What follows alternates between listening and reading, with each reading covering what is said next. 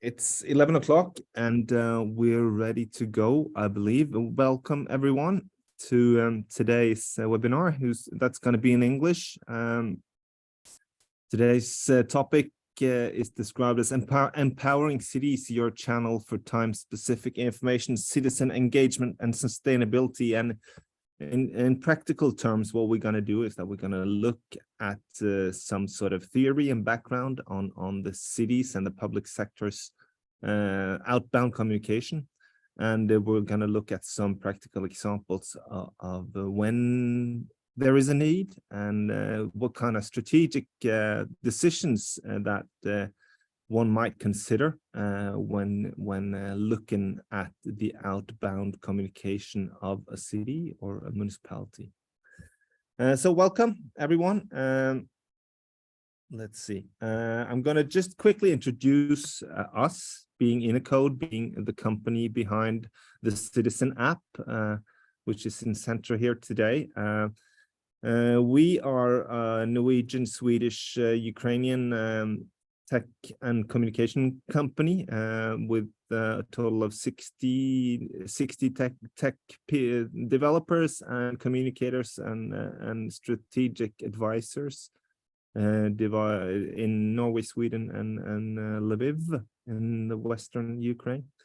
And in this context, the Citizen app is our main sort of strategic point of communication. We do have some other products and also other services that we provide to different markets, but focusing more and more on the media segment and the what we could call the public sector smart city segment that you most of you in the audience today are representing. Yeah. So today's key question, I guess, is: do the cities and the municipalities, do they need an outbound channel to reach the citizens? Most municipalities in the Nordics, at least, have been trusting their website and social media pretty much for reaching their own audience, their own citizens. There are, of course, other channels that are being used, such as SMS, such as email in some cases, and so on. But I know, Morten, that you have some insight in this sort of the issue of using these other channels, and you've been working a lot with different municipalities in Norway, especially when it comes to these strategies. And what's your impression on what channels are being prioritized to reach out to the audience?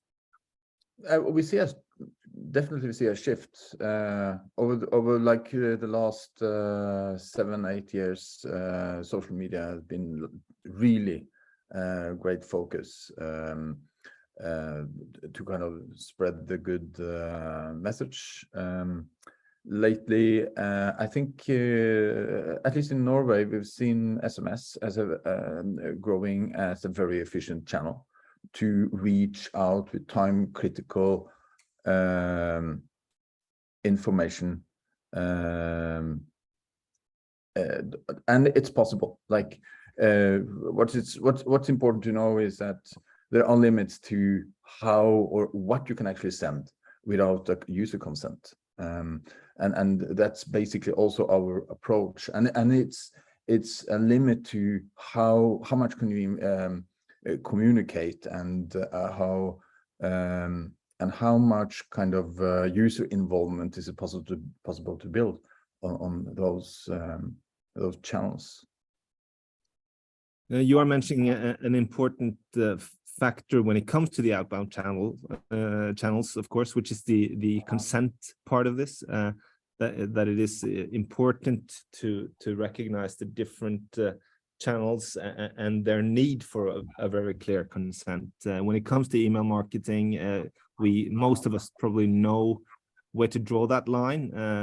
With consumer communication, there is a demand in the EU for a very clear opt-in for any sort of email marketing to consumers. As you're saying with SMS, it's much of the same. There are pretty clear sort of lines on where to Web, but those lines are not that clear either, because it's borderlines. And I noticed with quite interesting actually. I'm living in the municipality of Sandefjord, and we had a really dry period, like 6 weeks without water, and they were necessary with restrictions, and then SMS is a good channel. There is a system where you can actually send SMS based on addresses, and that's probably legal, because kind of you do deliver a service, and citizens can be seen as customers, so we can do it. My wife got one of them, one of the messages while she was actually watering outside, so she was quite sure that the municipality were monitoring what she was doing, and that's why she got this message. But quite efficient. But it will only take you that far, because it's hard to build a sense of belonging through a SMS channel.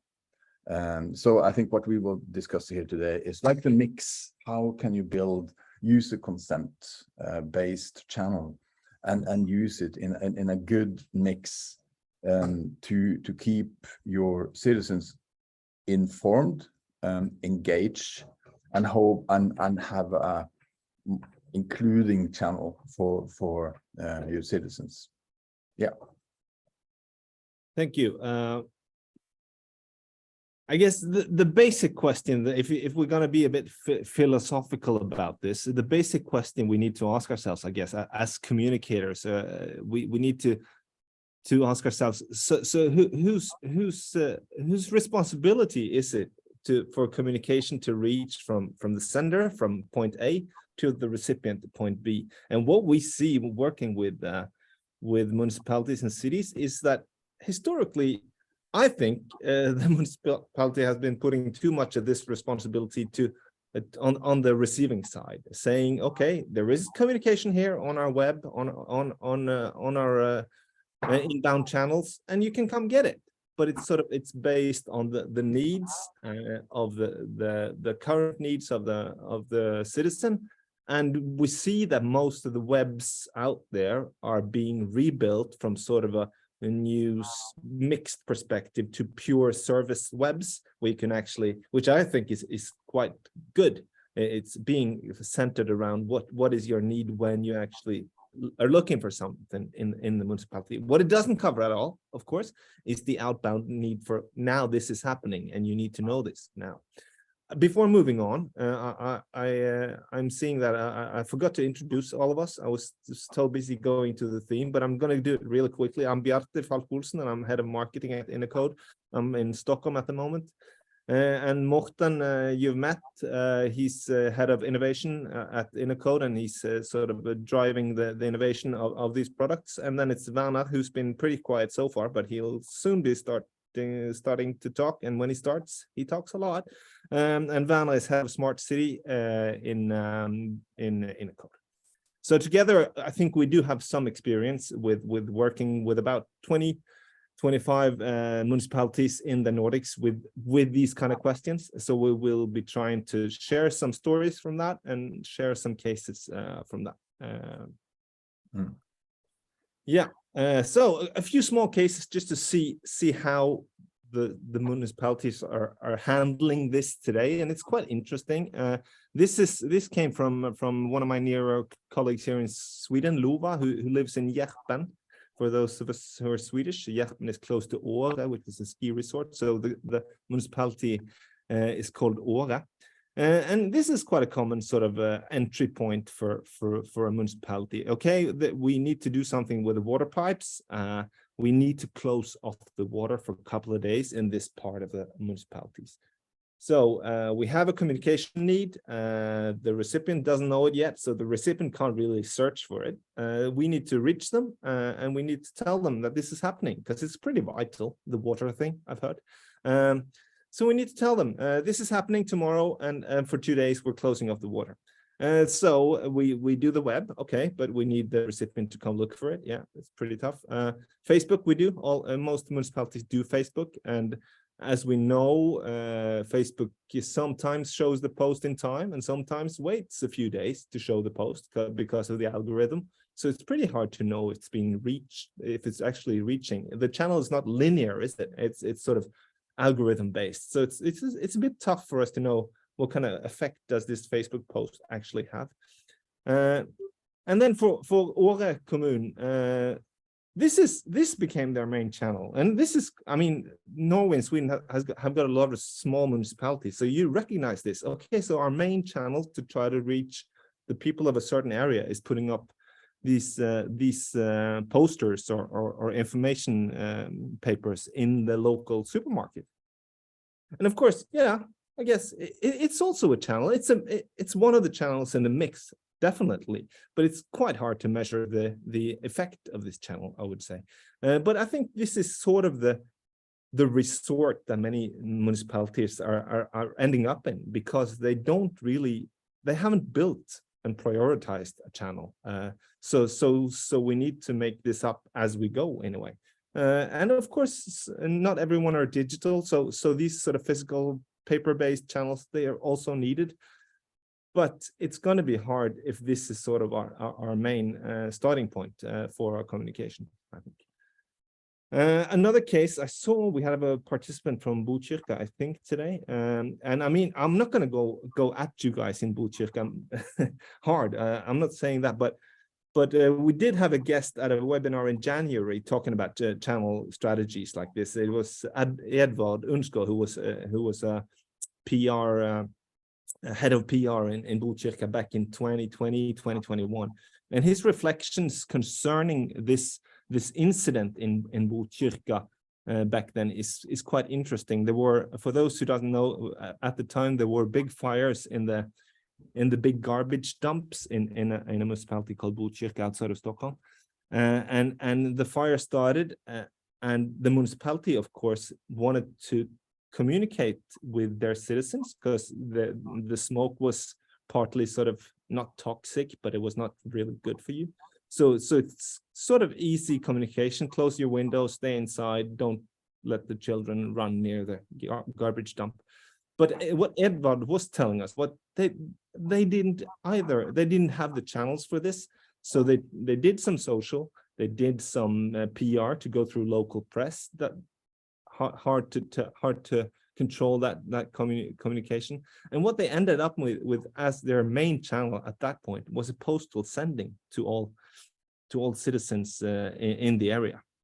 And a postal sending is not only slow, it takes like a couple of days to reach the mailbox, but it's also quite expensive, isn't it, if you're going to reach 30 or 40,000 inhabitants. So again, this lack of a defined channel for quick real-time communication is becoming a problem.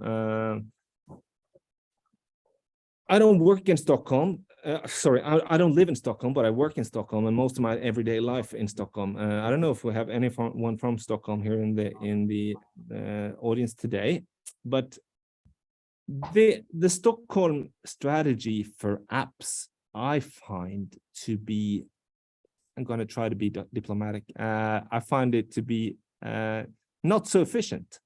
As you see here from screenshots in App Store, they have one app called Tyktil, which I think is some sort of reporting errors or report changes you want. They have one for paying parking. They have one for the schools. It's been talked about a lot. We're not going to talk about the school platform anymore because I think we're closing it down in a year or two. There's one app for health issues, Hållbar hälsa. So I guess it's some sort of training, and maybe you can, the outdoor gyms and stuff. There's one for the museums, and there's one for monitoring the air quality in the city. So every app is based on a service. It's a bit of an internal perspective, I would say.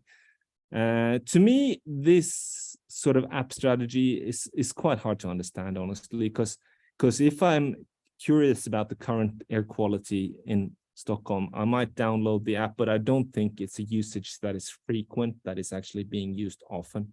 And the same goes for most of these services. Just by collecting these services in one app, you would build a strong channel. And another thing with these apps is that none of them are actually providing communication, outbound communication. They're just to do the service in them.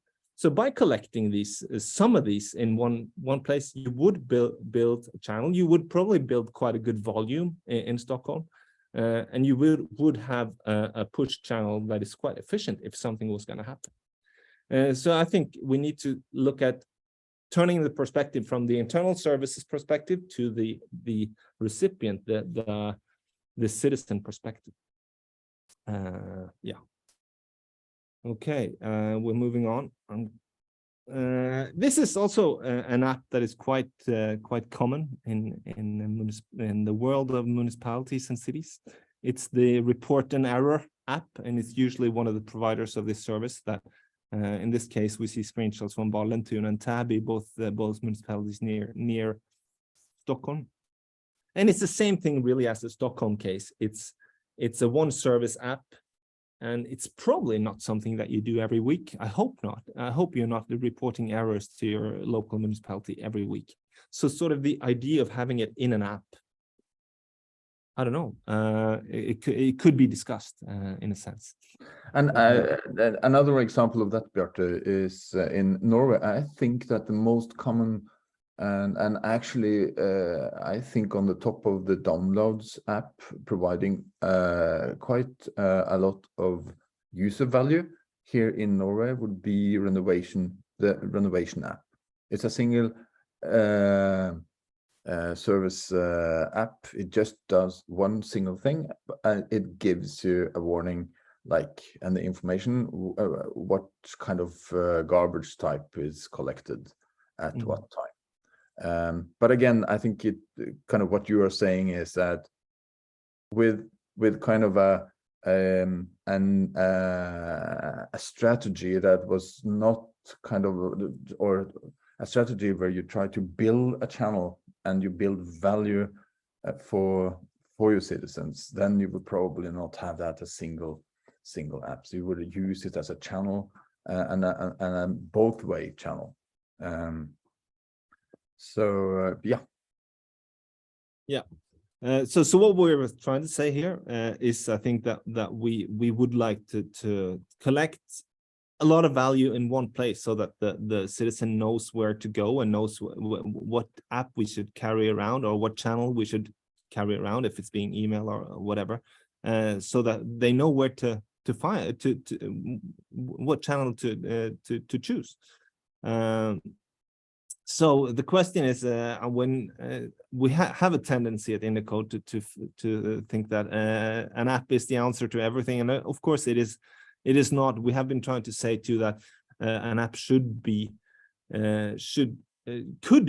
a part of an outbound strategy. Email could be, postal sendings could be, SMS, PR, app.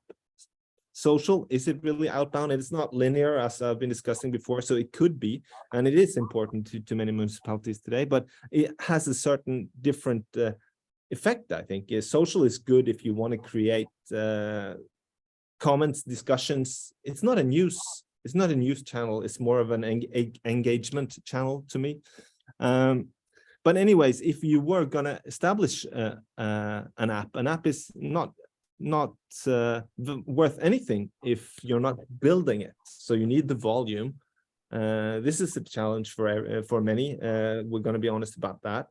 So you need a large percentage of your audience to download the app before it's an actual valid channel. And I thought we'd look into some cases of how some of our clients are trying to build this channel. So what kind of content strategy, if you will, is used to actually build this volume or constructing a strong channel. So how do we do? Werner, you work with Oslo. Enlighten us. Thank you. Well, I have to just to reflect on the former. I will try to be short, Bjarte, but most of these single purpose application that municipalities provide is often an issue or a challenge for the sender. The people who are providing the services, they have a need to get their services out there, and they forget to talk to each other across the municipality. So that's one of the challenges, that I need to have someone to report an error, so therefore I'll make an app, and I don't talk to anybody else. Yeah, but so the Oslo project is really cool. It started with the district of Frogner. That is one of 15 districts in Oslo. So they had an approach that they have a huge amount of information and services, but all these information and services are directed to different target groups. So they saw a clear and really challenging task to how do we kind of get our information to the right target groups. And also, how do we help our citizens to navigate on a web page? Because it's really complex to find out different services and what's available for us. And as Morten usually say, is like most citizens are more informed and engaged about what's going on globally than they are locally. So they are trying to build a channel that is easy for different target groups to reach the information they need. And also they are trying to communicate to these different target groups with relevant content. So going back to the beautiful slide that who is responsible for the content reaching the recipient, it's obviously the municipality, or in this case, the district. So they are trying to make content available for different target groups, such as young people or seniors and stuff like that. So it's they are getting there. So it's really fun to watch how they are actively working cross municipality, across district, to kind of provide the right content for the right people at the right time. And to add that, it's also really interesting to see how they engage local organizations as well, and kind of basically by doing that they are making the app even more valuable and interesting for the public. So doing that, they are creating an even stronger and more efficient channel for themselves as well. Yeah, and as Bjarte mentioned, Stockholm is a good example, and Oslo as well. I think they have 18 different apps. So I think 95% of those apps can be in one app. So you kind of build, like you said, Bjarte, like a more interesting and valuable application for me as a user, so I can get everything I need at one place. So definitely go in the right direction.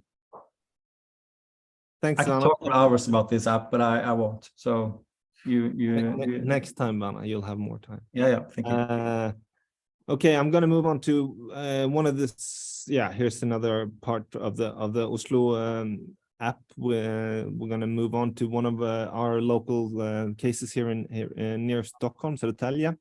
And Södertälje, in their content strategy, you could say that they've been focusing a lot on the data sources. Södertälje is really good at IoT data setup, so they have a lot of data incoming that's previously has been available internally in the municipality only, but they've seen that many of these data sources are really relevant to the consumer or the citizen too.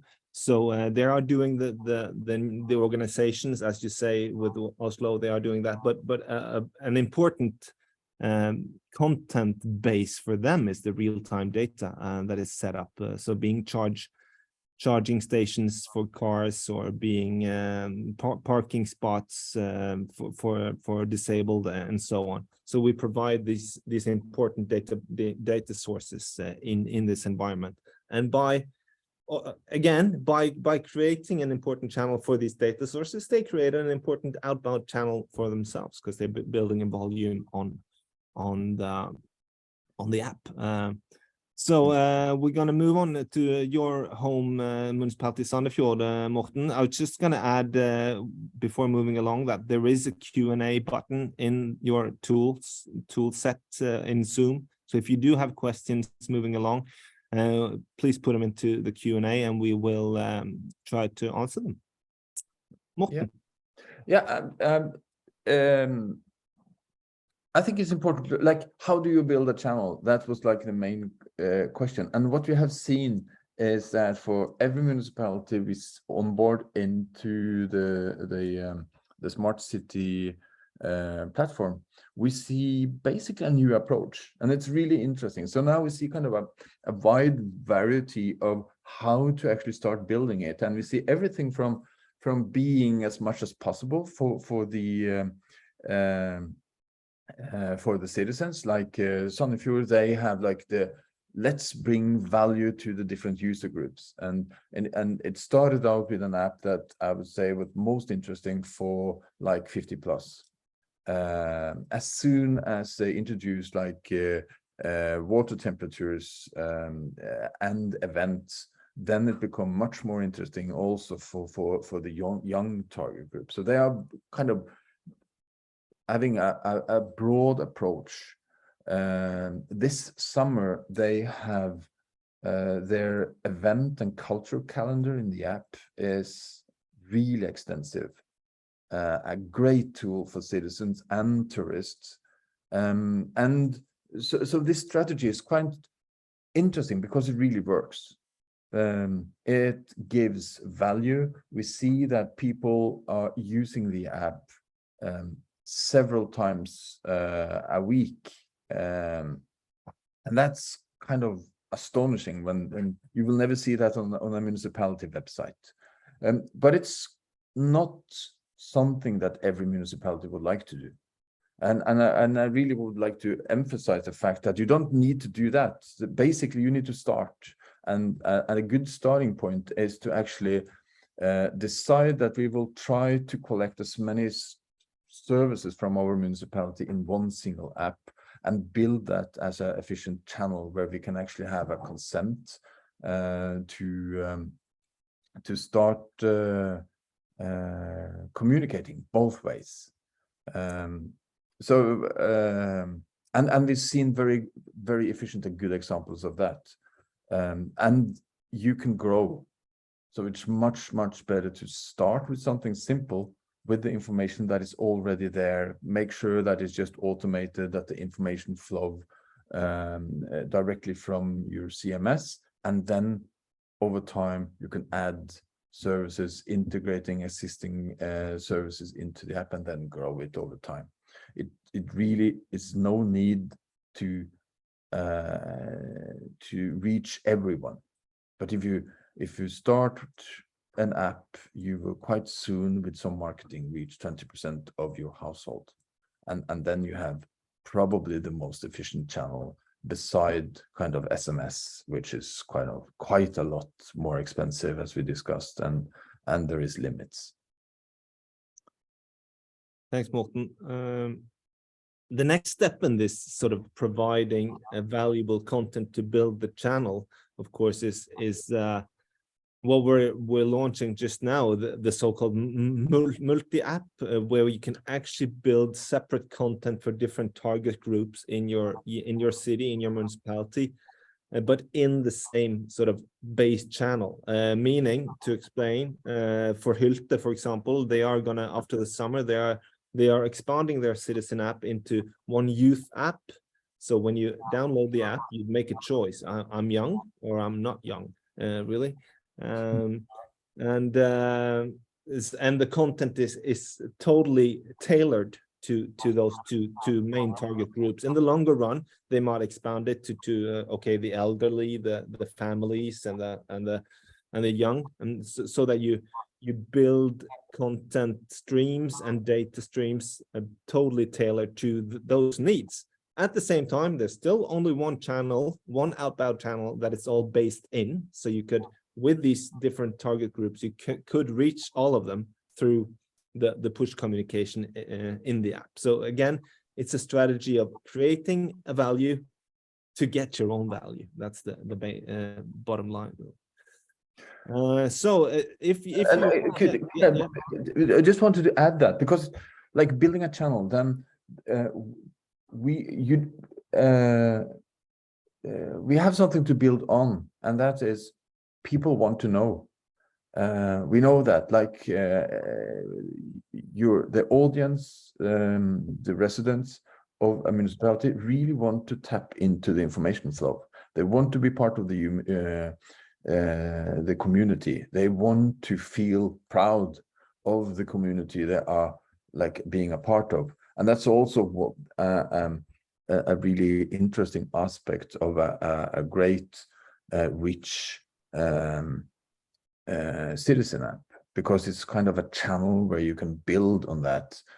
You're part of a community, and you have reason to be proud of the place you're actually living in, and this is needs that we can deliver on that kind of helps us edge into this.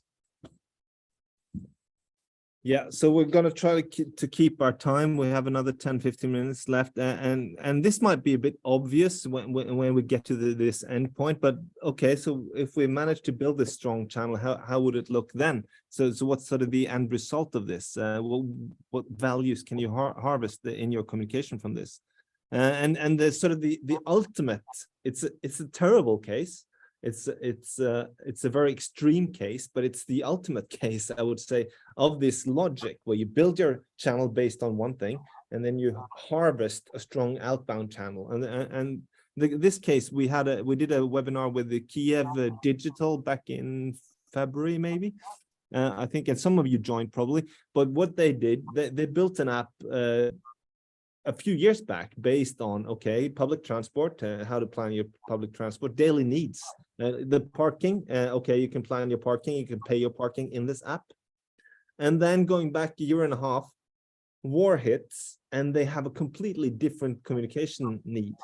So they turn around this app and they make it an outbound channel communicating vital stuff at war. So when do you need a bomb shelter? Where are the bomb shelters, and so on. So I mean, if you were going to launch this kind of app on the breakout of a crisis, you wouldn't have the volumes on it. But by building the volumes on the daily needs, on valuable content and daily needs, you have a strong channel when it's needed. And I mean, it's not going to be this extreme for any of us anytime soon. But it's an interesting case in the dynamic of this, I think. And we saw the same when with our clients during, like, when COVID hit. Suddenly you had a channel, you could kind of switch the content and really be an efficient channel with push notifications, with always fresh content, with easy buttons for more information, aggregate content from the health department's Twitter feed, and then be really helping people to understand what was happening and how they should behave, and we don't know what will be around the next corner. It could be kind of a fire, but let's hope everything will be calm. But still, to have it mean that you kind of are prepared.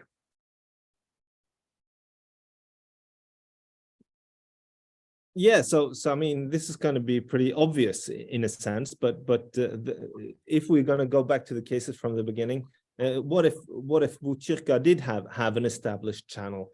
Then the decisions on what channel to communicate about the fires would be quite easy, wouldn't it? Because we have told the citizens this is where we do it. We need to be quite strategically quite decisive on saying, okay, this is the prioritized channel, and then these kind of communication options would be quite simple, and it would be really real time.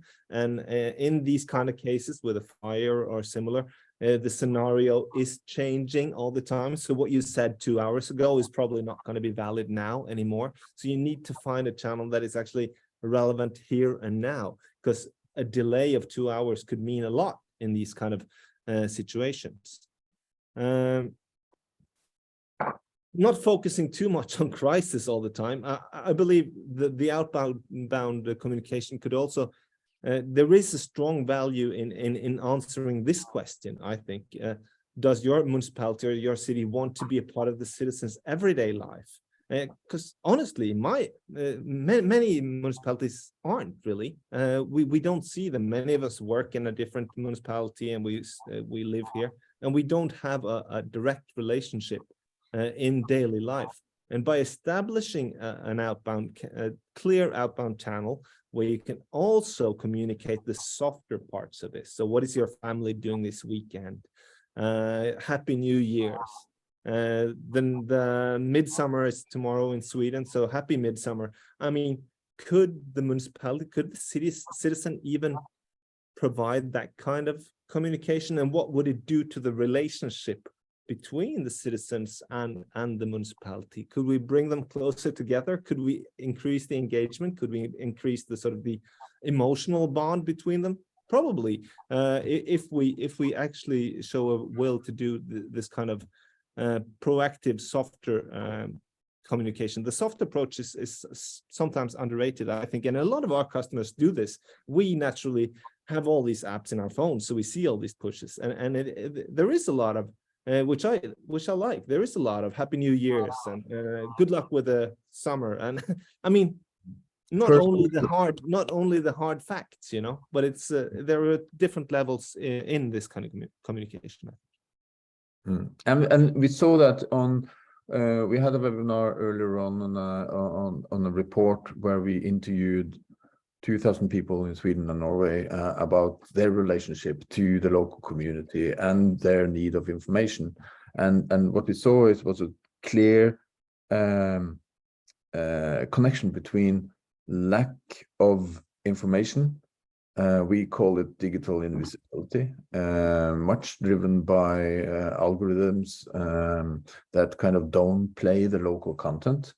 We saw a connection between lack of information and a sense of a weakening feeling of belonging to the local community, which is kind of, I think, this kind of communication, this kind of the culture activity, what's going on, what's happening in your neighborhood is really important to feel connected, and people want to feel connected. A strong community is in some sort based on information and to being in the know of what's going on.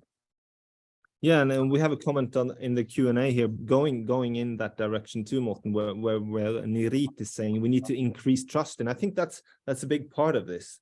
To gain the citizens' trust, you need to meet them more often than we do today. You need to communicate with them on not a daily basis, but at least be a part of their everyday life. I think there's still some work to do there.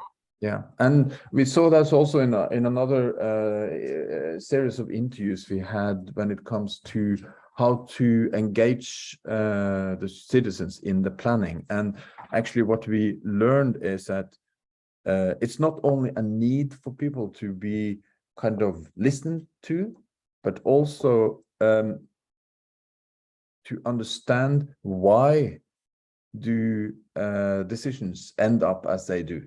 Kind of one thing is to have the ability to actually have a say and a channel for that, but then people also want to know, okay, what you ended up with a result that I didn't really were hoping for, but why did you do that? What was the kind of information that ended up with such information? And that was a very clear pattern. People want to have information about the information or the decisions that is made, and then we need to have the channels for that, and we have to make sure that that information reach people that would like it. But that's another webinar, I guess, Bjarte. I guess time is soon running out. So basically, this is just an overview of I don't know how many of you actually know the product, but Vanna, maybe you could just in 1 minute take us through this, the sort of the overlook of the Citizen app or the Citizen platform solution. For 1 minute. Great. So You yeah, get well, to as you if see, you the app is the purpose is that information is coming to you rather than you have to kind of search for it, and then we have the ability to you can personalize everything in the app based on choices you make, and it's no personal data involved at all. And we can send push messages to everybody, but also the best function is to send push messages only to user groups and interests. So we can be really direct to different user groups. SuperLocal is the admin tool. Don't need to talk about that. There's all the magic happen. Community is really cool. It's where we engage all local communities, organizations, associations, teams, and such to engage themselves in the platform, to communicate directly to those who want to have information from them. And we have the calendar, same principle, events that you are interested in, and integrations is basically that every data source or third-party services should be included in the app. So you don't have 18, but you have maybe 2, but at least one that everything is built on. And I really like the Q&A question about trust, because that's how we build it. And important thing is the ability to change it and the automation. We know that the municipalities and cities, they have limited resources, limited time, and enough tasks to do already. So we really believe in the automatic flow of information, because the information is already there. It's more about collecting it, aggregating it, and making sure that the right information flow to people that find it valuable. And that's a whole mechanism.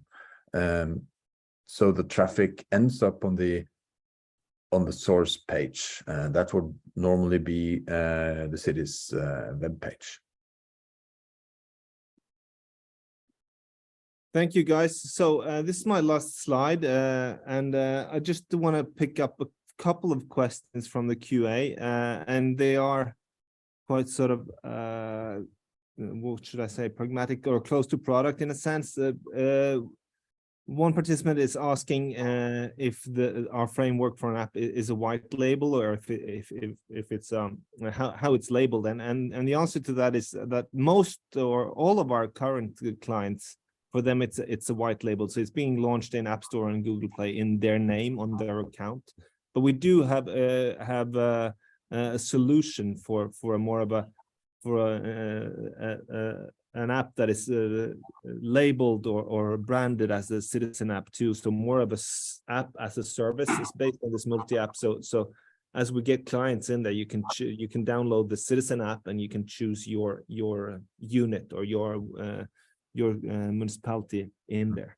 Yeah, actually on this slide that you have here, the Valdres example you have here is actually Valdres in a multi-app. But when you have, as a user, chosen Valdres as your municipality, that's what you get. And then it's not white label. It's clear Valdres app with the colors and the logos. Yeah. And then there's another question on launch times for this. So how long does it take to launch an app? And that's a good question. I mean, it's usually based on how quickly we can build the sort of the content strategy. What do we want to put into the app? The actual technical launch part of this is usually, sometimes it's down to 2-3 weeks based on if the decisions are made. We just launched Upplands-Bro outside of Stockholm too, and it was a really quick process because they had most of their thinking ready. In more of the case, it takes a bit longer, but it's more up to the sort of the strategic discussions based on what we talked about now than the actual technical setup. This is a product that can be launched pretty quickly, and the content can be built also quite quickly in this environment. Yeah, ambitions is like we see that municipalities with high ambitions of typical different content types, and then it takes a longer time. And probably the best approach is to launch quickly, that's inspiring for everyone that works with it, and then actually engage your citizen when you develop the app further. Ask them, what would you like to see here? And then make your users see that you kind of engage them, listen to them, and actually respond to them by actually then adding new features and new types of content into it. It's a nimble and fun way to work with a tool like this. Yeah. Okay. It's time, 11:45. Thank you everyone for attending. Werner, Morten, thanks for your insights. Fun. Innocode will, the webinar series will be taking a short summer break in July. That's always true. Could I just, we have invited next week most relevant for Norwegian municipality, but we have like an ID sharing session with the upcoming election here in Norway, where we invite people from municipality to share ideas and join us in dreaming up good ways to how can you use the Citizen app and other channels to engage citizen in the upcoming election. That will happen on Monday. Werner. So yeah, if anyone in Sweden or in Norway would like to join that discussion about local democracy and how you can engage in that, please let us know by email, and we'll make sure to sign you up. I think it's Monday at 1 or something. Yeah. So let us know, and we'll make sure to include you. Apart from that, the webinar series is taking a break. We'll be back in August, most probably focusing on the connection between IoT data and communication. To hopefully together with a partner called Thing, which is an IoT company here in Sweden. We're hoping for you. We're hoping to see all of you then, and until then, have a wonderful summer. And see you soon. Thank you. Thank you. Bye-bye. Yep.